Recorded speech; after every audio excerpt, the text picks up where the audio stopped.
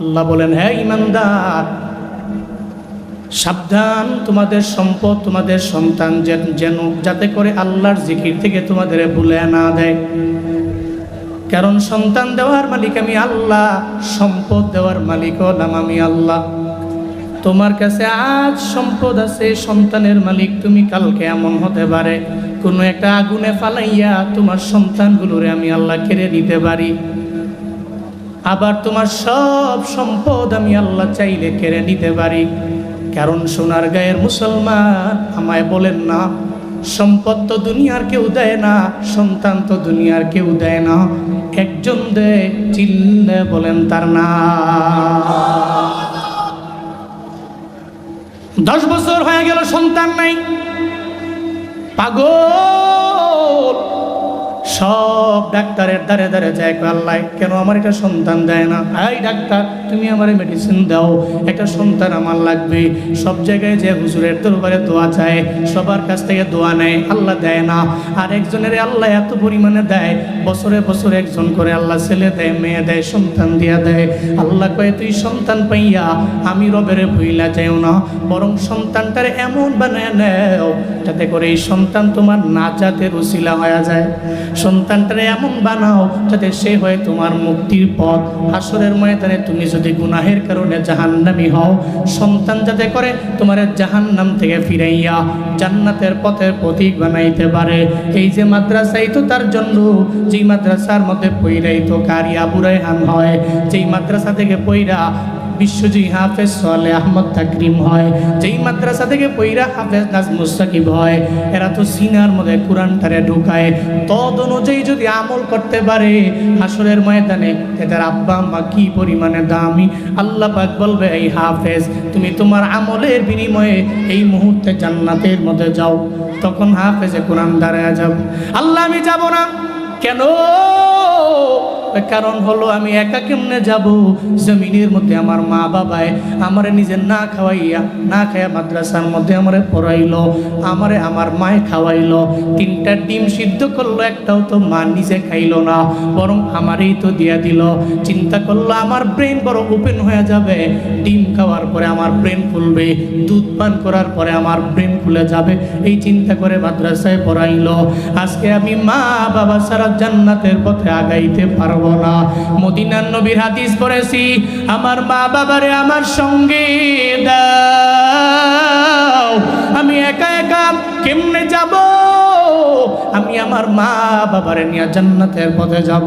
আল্লাহ বলবে, অসুবিধা নাই, নবীও তো জানায় গেছে, ওয়াদাবদ্ধ, আমিও তো তোমাদের কাছে প্রতিশ্রুতিবদ্ধ হয়ে গেছি। তোমার আব্বা আম্মা জাহান্নামে হয়েছে, আমি চাই না রে তুই জান্নাতে যাবি, তোর আব্বা আম্মা জাহান্নামে থাকবে, এটা হতে পারে না। যা যা, পারমিশন দিয়ে দিলাম, অনুমতি দিয়ে দিলাম। 10 জন জাহান্নামী হয়েছে, এদেরকে জাহান্নাম থেকে বাছাই কইরা তোর যারে মন চায় জাহান্নাম থেকে ফিরাইয়া এই মুহূর্তে জান্নাতের পথে নিয়ে যা। চিল্লায় পড়া যাবে কি সুবহানাল্লাহ? সন্তানগুলোরে এমন বানাও যেই সন্তান তোমার আমার সবার জান্নাতের পথে নেওয়ার জন্য এরা পথ সুগম করে দিবে, পথ সহজ করে দিবে। এই জন্য আল্লাহ কয়, সন্তান পাইছো তো আমি আল্লাহরে ভুলিও না, বরং সন্তানরে আল্লাহওয়ালা বানাও, আল্লাহ লাইনের বানাও। কোরআনের সাথে সম্পর্ক লাগবে এমন সন্তান তুমি বানাও।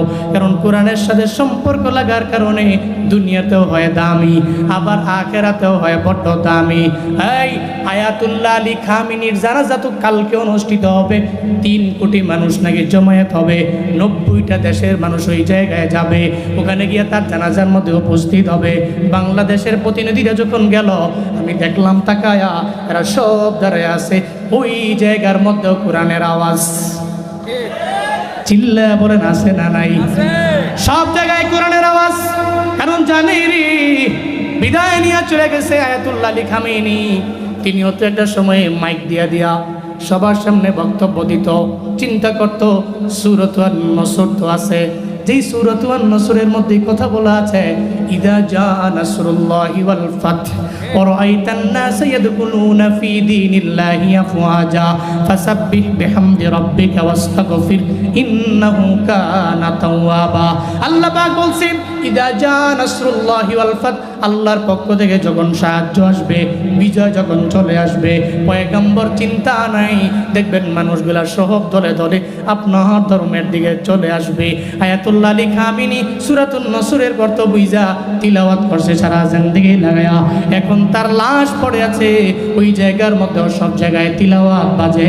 ও বান্দারা, এজন্য তিলাওয়াতের দাম আছে, কোরআনের দাম আছে, সব জায়গায় আপনার জিন্দেগি সব জায়গায় বাজবে। আপনি চাইলেও আপনার মরণের সময়ে আপনার সন্তান তিলাওয়াত করতে পারে, তিলাওয়াত করবে সূরাতু ইয়াসিন, তিলাওয়াত করবে সূরাতু আর রহমান। এমনও তো হতে পারে যদিও কবর জাহান্নামের গর্ত হয়, সন্তানের তিলাওয়াতের বদৌলতে আপনার কবরে আল্লাহ জান্নাতের বাগান বানাইতে পারে কি পারে না? অবশ্যই আপনার সন্তানের তিলাওয়াতের বদৌলতে এমনও হতে পারে আব্বা আমার কবর, আপনার ওয়াইফ এবং আপনার কবরটা জান্নাতের বাগান হতে পারে। কারণ তার সিনায় কোরআন আছে, সে ওখানে গিয়ে সহিহ শুদ্ধভাবে সূরাত ইয়াসিন পড়ছে, রবের দরবারে মুনাজাত ধরে কান্না করছে। হে মিয়া, এর চাইতে বড় পাওয়ার, এর চাইতে আর কিছু, এর চাইতে বড় চাহিদা এ দুনিয়া এবং আখিরাতে আর কি হতে পারে? আপনার ইন্তেকালের পরে আপনার কবরের পাশে কি একটা সন্তান তিলাওয়াত করছে, এর চাইতে কি বড় কি হতে পারে? সবাই যায় নবীজির বাড়ি, আমার যাওয়া হইল না। সবাই যায় নবীজির বাড়ি, আমার যাওয়া হইল না। দয়াল নবীর রওজা শরীফ আমার দেখা হইল না। দয়াল নবীর রওজা শরীফ আমার দেখা হইল না। সবাই যায় নবীজির বাড়ি, আমার যাওয়া হইল না। সবাই একসাথে, সবাই যায় নবীজির বাড়ি, আমার যাওয়া হইল না। ধন্য তোমার জিন্দেগানি, ধন্য গো মা আমেনা, ধন্য তোমার জিন্দেগানি, ধন্য গো মা আমেনা। তোমার কোলে তশরিফ আনলেন নবী শাহে মদিনা, তোমার কোলে তশরিফ আনলেন নবী শাহে মদিনা। সবাই যায় নবীজির বাড়ি, আমার যাওয়া হইল না। সবাই যায় নবীজির বাড়ি, আমার যাওয়া হইল না। কত হাজি যায় সেখানে, আমার যাওয়া হইল না। কত হাজি যায় সেখানে, আমার যাওয়া হইল না। দয়াল নবীর রওজার পাশে আমার বসা হইল না। দয়াল নবীর রওজার পাশে আমার বসা হইল না। সবাই যায় নবীজির বাড়ি, আমার যাওয়া হইল না। সবাই যায় নবীজির বাড়ি, আমার যাওয়া হইল না। সবাই যায় নবীজির বাড়ি, আমার যাওয়া হইল না। এই যে মদিনার একটা প্রেম আছে না, একটা আকুতি, একটা চাহা, একটা চাহিদা মনে আছে না? হঠাৎ করে একদিন দেখবেন কবুল হয়ে গেছে, হঠাৎ করে একদিন কবুল হয়ে গেছে, আপনি কল্পনা করতে পারবেন না। এটা আকুতি, এটা মদিনার প্রেম, এটা ভালোবাসা যদি অন্তরে থাকে, এই প্রেম যদি থাকে, তাহলে এই প্রেম আপনাকে মদিনা পর্যন্ত নিয়ে যাবে ইনশাআল্লাহ। সাগরের কিনারায় বৈশা একটা পিঁপড়া, কি পিঁপড়া কান্তাছে আল্লাহর কাছে, আল্লাহ আমার তো ডানা নাই, পাসপোর্টও নাই, বিমানবন্দরও যেতে পারবো না, বিমানও উঠতে পারবো না, আমি মক্কা মদিনায় যাইতে মন চায়। পিঁপড়া কইতাস, আল্লাহর দরবারে পিঁপড়ার এই কান্নাটা বড্ড পছন্দ হয়ে গেল। আল্লাহর দরবারে বলতে লাগলো, হে মালিক, আমার তো ডানা নাই, কেমনে আমি মক্কায় যাব, কেমনে মদিনায় যাব, নবীর রওজা আমি কেমন করে দেখবো, আমার জানা নেই। রবের দরবারে পিঁপড়ে আবদার জানায়, আল্লাহর দরবারে তার কান্নাটা পছন্দ হয়ে গেল। আল্লাহ কয়ে, কবুতর পিঁপড়ার দরবারে যাও, ওই পিঁপড়াকে যে তোমার পায়ের মধ্যে তুমি নিয়ে নাও, ডানা দিয়া ঝাপড়াইয়া উড়াইয়া পিঁপড়ারে আমার ঘর নবীর রওজা দেখা। কবুতর দৌড়ে চলে আসলো, আইসা বলে, রে পিঁপড়া ওঠ, বিমানবন্দরে যাওয়া লাগবে না, তোর সামনেই তো বিমান হাজির হয়ে গেছে। সঙ্গে সঙ্গে পিঁপড়া উঠছে, কবুতর যায় মক্কা বাইতুল্লাহ দেখাইয়া, কই দেখ তোর মনের চাহিদা পূরণ হইল কিনা, কই হইল, কই মক্কা দেখ। এরপরে মদিনায় নিয়ে গেল, নবীর রওজা ঘুরাইয়া জালালউদ্দিন রুমি বলে, পিঁপড়ারে পিঁপড়ার জায়গায় আইনা বসায় দিল। চিল্লা বলেন, খেলা কার? কাদের কুদরতদারি বরকামাল, আনতা রব্বি আনতা হাসবি যুল জালাল, তুহি কাদির জলিলুল্লাহ জাহাদা বহর হালে, তুহি মেরা নেগহাদার। আল্লাহ জীবন একবার হলেও মদিনায় যাওয়ার তৌফিক প্রত্যেককে দান করেন, আমিন। আমি খুতবায় পড়ছিলাম যে সে খুতবায় আল্লাহ পাক রব্বুল আলামিন ইমানদারদেরকে সম্বোধন করেছেন। ইমানদার, পৃথিবীতে সব মানুষের চাইতে আল্লাহর কাছে ইমানদারদের দাম বেশি না? অনেক বেশি। তো আল্লাহ তো চায় না ইমানদার দুনিয়ার কোনো মোহে বা দুনিয়ার কোনো লোভে পড়ে জাহান্নামী হোক, এটা আল্লাহ চায় না। আল্লাহ চায় প্রত্যেকটা ইমানদার তার কালিমা পড়ার কারণে, লা ইলাহা ইল্লাল্লাহ মুহাম্মাদুর রাসূলুল্লাহ, এটা পড়ার পরে সে জান্নাতের মেহমান হোক, আল্লাহ চায়। তা আল্লাহ সূরাতুল মুনাফিকুনের এই আয়াতে বয়ান করছেন ইমানদারদেরকে। হ্যাঁ ইমানদার, আল্লাহ তো জানা আছে, কারণ বান্দাকে বানিয়েছেন কে? আল্লাহ। আমাদের মালিক কে? আল্লাহ। তিনি বানিয়েছেন, আবার তিনিও তো আলিমুল গায়ব ওয়াশ শাহাদা।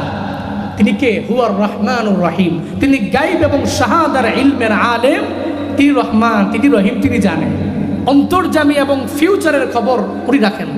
ভবিষ্যতের কি হবে না হবে সব কে জানে? আল্লাহ জানে। আল্লাহ তো জানে বান্দাকে বানিয়েছেন। বান্দা তো সন্তান এবং সম্পদ পাওয়ার পরে আল্লাহকে ভুলে যাবে। সম্পদ নাই, মানুষ দেখবেন আল্লাহকে ডাকে বেশি। আবার সন্তান নাই, সন্তানের জন্য পাগল পারা হয়ে মানুষ রবের কাছে কান্দে বেশি। আল্লাহ পাক সন্তানও দিয়ে দিছে, সম্পদেরও মালিক বানাইছে। দেখবেন আগে সালাম দিত, মানুষও সালাম দিলে জবাব দিত, এখন নিজেও সালাম দেয় না, আর একজনের সালাম দিলেও নেয় না। আছে না সমাজে? সাডেনলি পরিবর্তন হয়ে গেছে, হঠাৎ করে পরিবর্তন। তার আগে সে খাইতে পারতো না, চলতে পারতো না, এখন সে ঠিক মতো খাইতে পারে, চলতে পারে, সম্পদ আছে, সন্তান আছে, অহংকারী হয়ে গেছে। মানুষকে মানুষই মনে করে না, এরকম আছে না? আল্লাহ তো জানে তুই সম্পদ পেয়ে, সন্তান পেয়ে তুই রবকে ভুলে যাবি।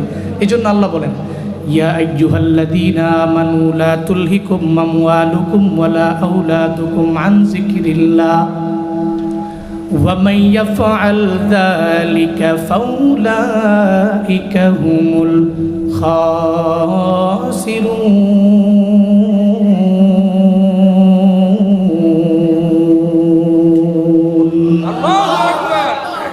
আল্লাহ বলেন, হ্যাঁ ইমানদার, সাবধান, তোমাদের সম্পদ, তোমাদের সন্তান যেন যাতে করে আল্লাহর জিকির থেকে তোমাদের ভুলে না দেয়। কারণ সন্তান দেওয়ার মালিক আমি আল্লাহ, সম্পদ দেওয়ার মালিক হলাম আমি আল্লাহ। তোমার কাছে আজ সম্পদ আছে, সন্তানের মালিক তুমি, কালকে এমন হতে পারে কোনো একটা আগুনে ফালাইয়া তোমার সন্তানগুলোরে আমি আল্লাহ কেড়ে নিতে পারি। আবার তোমার সব সম্পদ আমি আল্লাহ চাইলে কেড়ে নিতে পারি। কারণ সোনার গায়ের মুসলমান, আমায় বলেন না, সম্পদ তো দুনিয়ার কেউ দেয় না, সন্তান তো দুনিয়ার কেউ দেয় না, একজন দেয়, চিল্লে বলেন তার নাম। 10 বছর হয়ে গেল সন্তান নাই, পাগল, সব ডাক্তারের দ্বারে দ্বারে যায়, আল্লাহ কেন আমার একটা সন্তান দেয় না? এই ডাক্তার তুমি আমার মেডিসিন দাও, একটা সন্তান আমার লাগবে। সব জায়গায় যে হুজুরের দরবারে দোয়া চায়, সবার কাছ থেকে দোয়া নেয়, আল্লাহ দেয় না। আর একজনের আল্লাহ এত পরিমাণে দেয়, বছরে বছরে একজন করে আল্লাহ ছেলে দেয়, মেয়ে দেয়, সন্তান দিয়া দেয়। আল্লাহ কয়ে তুই সন্তান পাইয়া আমি রবেরে ভুইলা যাও না, বরং সন্তানটারে এমন বানায় নেও যাতে করে এই সন্তান তোমার নাজাতের উসিলা হয়ে যায়। সন্তানটারে এমন বানাও যাতে সে হয় তোমার মুক্তির পথ। হাসরের ময়দানে তুমি যদি গুনাহের কারণে জাহান্নামী হও, সন্তান যাতে করে তোমার জাহান্নাম থেকে ফিরাইয়া জান্নাতের পথের প্রতীক বানাইতে পারে। এই যে মাদ্রাসাই তো তার জন্য, যেই মাদ্রাসার মধ্যে পইরাই তো কারি আবু রায়হান হয়, যেই মাদ্রাসা থেকে পইরা বিশ্বজয়ী হাফেজ সালেহ আহমদ তাকরিম হয়, যেই মাদ্রাসা থেকে পইরা হাফেজ নাজমুস সাকিব হয়। এরা তো সিনার মধ্যে কোরআনটারে ঢুকায়। তদ অনুযায়ী যদি আমল করতে পারে, হাসরের ময়দানে এদের আব্বা আম্মা কি পরিমাণে দামি। আল্লাহ পাক বলবে এই হাফেজ তুমি তোমার আমলের বিনিময়ে এই মুহূর্তে জান্নাতের মধ্যে যাও। তখন হাফেজে কোরআন দাঁড়ায় যাব। আল্লাহ আমি যাব না। কেন? কারণ হলো আমি একা কেমনে যাব? জমিনের মধ্যে আমার মা বাবায় আমারে নিজে না খাওয়াইয়া, না খাইয়া মাদ্রাসার মধ্যে আমারে পড়াইলো, আমারে আমার মায়ে খাওয়াইলো। 3টা ডিম সিদ্ধ করলো, একটাও তো মা নিজে খাইলো না, বরং আমারই তো দিয়া দিল। চিন্তা করলো আমার ব্রেন বড় ওপেন হয়ে যাবে, ডিম খাওয়ার পরে আমার ব্রেন খুলবে, দুধ পান করার পরে আমার ব্রেন খুলে যাবে। এই চিন্তা করে মাদ্রাসায় পড়াইলো। আজকে আমি মা বাবা ছাড়া জান্নাতের পথে আগাইতে পারবো না। মদিনার নবীর হাদিস পড়েছি, আমার মা বাবারে আমার সঙ্গে দাও, আমি একা একা কেমনে যাব? আমি আমার মা বাবারে নিয়ে জান্নাতের পথে যাব। আল্লাহ বলবে অসুবিধা নাই, নবীও তো জানায় গেছে ওয়াদাবদ্ধ, আমিও তো তোমাদের কাছে প্রতিশ্রুতিবদ্ধ হয়ে গেছি। তোমার আব্বা আম্মা জাহান্নামে হইছে, আমি চাই না রে তুই জান্নাতে যাবি, তোর আব্বা আম্মা জাহান্নামে থাকবে, এটা হতে পারে না। যা যা পারমিশন দিয়ে দিলাম, অনুমতি দিয়ে দিলাম। 10 জন জাহান্নামী হয়েছে, এদেরকে জাহান্নাম থেকে বাছাই কইরা তোর যারে মন চায় জাহান্নাম থেকে ফিরাইয়া এই মুহূর্তে জান্নাতের পথে নিয়ে যা। চিল্লায় পড়া যাবে কি সুবহানাল্লাহ। সন্তানগুলোরে এমন বানাও যেই সন্তান তোমার আমার সবার জান্নাতের পথে নেওয়ার জন্য এরা পথ সুগম করে দিবে, পথ সহজ করে দিবে। এই জন্য আল্লাহ কয় সন্তান পাইছো তো আমি আল্লাহরে ভুলিও না, বরং সন্তানকে আল্লাহওয়ালা বানাও, আল্লাহ লাইনের বানাও। কোরআনের সাথে সম্পর্ক লাগবে এমন সন্তান তুমি বানাও, কারণ কোরআনের সাথে সম্পর্ক লাগার কারণে দুনিয়াতেও হয় দামি, আবার আখেরাতেও হয় বড় দামি। এই আয়াতুল্লাহ আলী খামিনীর জানাজা তো কালকে অনুষ্ঠিত হবে। 3 কোটি মানুষ নাকি জমায়েত হবে, 90টা দেশের মানুষ ওই জায়গায় যাবে, ওখানে গিয়ে তার জানাজার মধ্যে উপস্থিত হবে।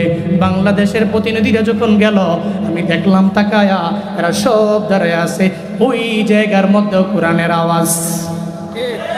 চিল্লা বলেন আছে না নাই? সব জায়গায় কোরআনের আওয়াজ। কারণ জানি রে বিদায় নিয়ে চলে গেছে আয়াতুল্লাহ আলী খামেনি, তিনিও তো একটা সময়ে মাইক দিয়া সবার সামনে বক্তব্য দিত। চিন্তা করত সূরাত আন-নসর তো আছে, যেই সূরাত আন-নসরের মধ্যে কথা বলা আছে ইদা জা নাসরুল্লাহি ওয়াল ফাতহ ওয়া রাআইতান নাস ইয়াদখুলুনা ফি দীনিল্লাহি আফওয়াজা ফাসাব্বিহ বিহামদি রাব্বিকা ওয়াস্তাগফির ইন্নাহু কানা তাওয়াবা। আল্লাহ পাক বলছেন ইদা জা নাসরুল্লাহি ওয়াল ফাতহ, আল্লাহর পক্ষ থেকে যখন সাহায্য আসবে, বিজয় যখন চলে আসবে, পয়গম্বর চিন্তা নাই, দেখবেন মানুষগুলা সহব দলে দলে আপনার ধর্মের দিকে চলে আসবে। আয়াতুল্লাহ আলী খামিনী সূরাতুন নসরের অর্থ বুঝা তিলাওয়াত করছে সারা জিন্দেগি লাগায়া। এখন তার লাশ পড়ে আছে ওই জায়গার মধ্যে, সব জায়গায় তিলাওয়াত বাজে। ও বান্দারা, এজন্য তিলাওয়াতের দাম আছে, কোরআনের দাম আছে সব জায়গায়। আপনার জিন্দেগি সব জায়গায় জায়গায় বাঁচবে। আপনি চাইলেও আপনার মরণের সময়ে আপনার সন্তান তিলাওয়াত করতে পারে, তিলাওয়াত করবে সূরাতু ইয়াসিন, তিলাওয়াত করবে সূরাতু আর রহমান। এমনও তো হতে পারে যদিও কবর জাহান্নামের গর্ত হয়, সন্তানের তিলাওয়াতের বদৌলতে আপনার কবরে আল্লাহ জান্নাতের বাগান বানাইতে পারে কি পারে না?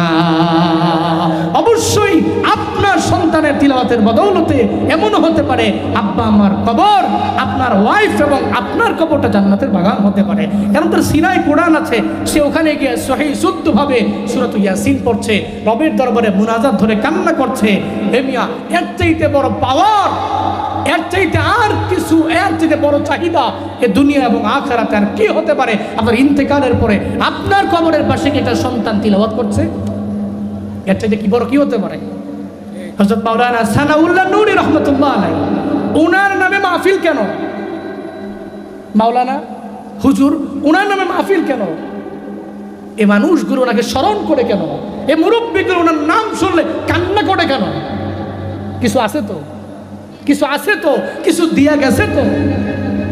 কবরে আছে ওনার স্মরণে আজকে বিশাল কেরার সম্মেলন, এত দামি দামি কারীরা এই এখানে এসে পাড়ি জমাইলো, এখানে এসে বসলো, তিলাওয়াত করলো, বয়ান চলতেছে, দোয়া হবে, সব তো ওনার জন্য। কেন? কারণ একটা আছে তো, কোরআন আছে। কি আছে? কোরআন আছে। এই মানুষগুলো বুঝতে পেরেছে এটা মালিক, তার নামে অবশ্যই দোয়া করতে হবে, এটা বুঝতে পেরেছে। এই কারণেই তো এই মাঠে, এই মাদ্রাসার মাঠে আজকে ওনার জন্য দোয়ার আয়োজন, ওনার নামে, ওনার রুহের মাগফিরাত কামনায়। আপনি এমন হন, কোরআনের সাথে সম্পর্ক লাগান।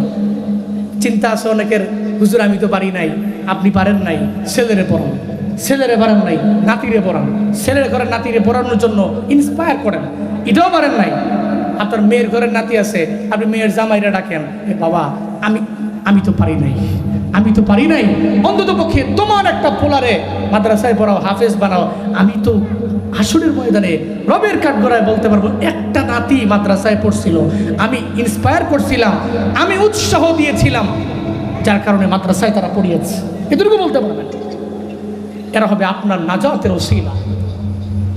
কিন্তু সন্তান পায়া পাগলের মতো বাজারে গিয়া একজনের মাথায় বাড়ি মারবেন, এটা হবে না। এ সমাজে অনেকে আছে, কিরে এই লোক তো বাজারে কারো কথা শুনে না, হ্যাঁ যেটা কইটাই। সবাই একসাথে বসেছে, বিচারের ফাইসালা একটা হয়েছে, সে মানে না, গোরামি করে। কেন গোরামি করে? বুঝো না, তার তো 7 ছেলে। কয় ছেলে? 7 ছেলে। তো কেন কেন পাওয়ার দেখায়? 7 ছেলের পাওয়ার দেখায়। 7টা ছেলে আছে না, 7টা লাঠি। চিন্তা করে যে 3 ছেলে তো আছে মালয়েশিয়ায়, এর বাপসাও তো অন্যরকম, কারো কথা মানে না। খোদার কসম, এই আছে তো এই নাই, আল্লাহ নিয়ে যাইতে পারে, অহংকার করা যাবে না। লা তুলহিকুম আমওয়ালুকুম ওয়ালা আওলাদুকুম আন যিকরিল্লাহ। মনে রেখো, আল্লাহ যে একজন আছে, তোমার সন্তান পেয়ে তুমি আল্লাহর জিকির ভুলে যাও। 2 নম্বরের সম্পদ মাল। দেখবেন যত পাওয়ার দেখায় সব মালের পাওয়ার। কিরে এমন ভাবসাব নিয়ে চলে কেন? বুঝো না, 3 তলা বাড়ি আছে, গাড়ি আছে ল্যান্ড ক্রুজার প্রাডো, আবার আপডেট মডেল, হাতে আবার আইফোন 18 আছে, বিশাল ব্যবসা বাণিজ্য, টাকা পয়সা। এই জন্য ভাবসাব না। আল্লাহ কয় না, লা তুলহিকুম আমওয়ালুকুম আন যিকরিল্লাহ। তোমার মাল যাতে করে আল্লাহর জিকির থেকে তোমাকে ভুলে না দেয়। আমার পরিচিত একজন লোক আছে, ঢাকা চট্টগ্রাম মহাসড়কের মাঝে ওনার তেল পাম্প আছে 3টা তেল পাম্প। উনি অনেক টাকার মালিক। তো মাঝে মাঝেই ওনার সাথে আমার কথা বলার সুযোগ হয়ে বসি আমরা একসাথে। তা আমি দেখি নামাজের প্রতি, আমলের প্রতি, তাসবিহের প্রতি সে এত বেশি অগ্রগামী, অবাক হয়ে যায়। আজান দিলেই দৌড়, কথা বলতেছে, আজান হয়ে গেছে, দৌড়, হুজুর মসজিদে দৌড়াইতে হবে, দৌড়ে নামাজে চলে যায়। আর খালি বারবার দোয়া করে, হুজুর এই যে এত টাকা পয়সা, এত ধন দৌলত, খালি একটা বার যখন দোয়া ধরবেন, একটা বার ওই দোয়াতে শরীক রাখবেন আমায়, আমার নামটা এভাবে বলবেন যাতে আমাকে আল্লাহ পাক হারাম থেকে বাঁচায় রাখে, হারাম থেকে বাঁচায় রাখে। উনি 3 পাম্পের মালিক, তাহলে মনে উনি ভাত খাওয়ার ভাত পায় না নাকি? গরিব মানুষ, 3টে পাম্পের মালিক, উনি গরিব মানুষ। হ্যাঁ, ডে লেবার, দিন মজুর নাকি? উনি টাকা পয়সার মালিক, কিন্তু উনি আল্লাহকে ভুলেন নাই, উনি রবের স্মরণকে ভুলে যান নাই। উনি সে আয়াত জানে, লা তুলহিকুম আমওয়ালুকুম আন যিকরিল্লাহ, তোমার মাল যাতে করে, তোমার সম্পদ যাতে করে আল্লাহর জিকির থেকে তোমাকে ভুলে না দেয়। নদীর এপার ভাঙ্গে ওপার করে, এই তো নদীর খেলা। সকালবেলার ধনী রে তুই ফকির, সন্ধ্যাবেলা কথা বলেন ঠিক কিনা?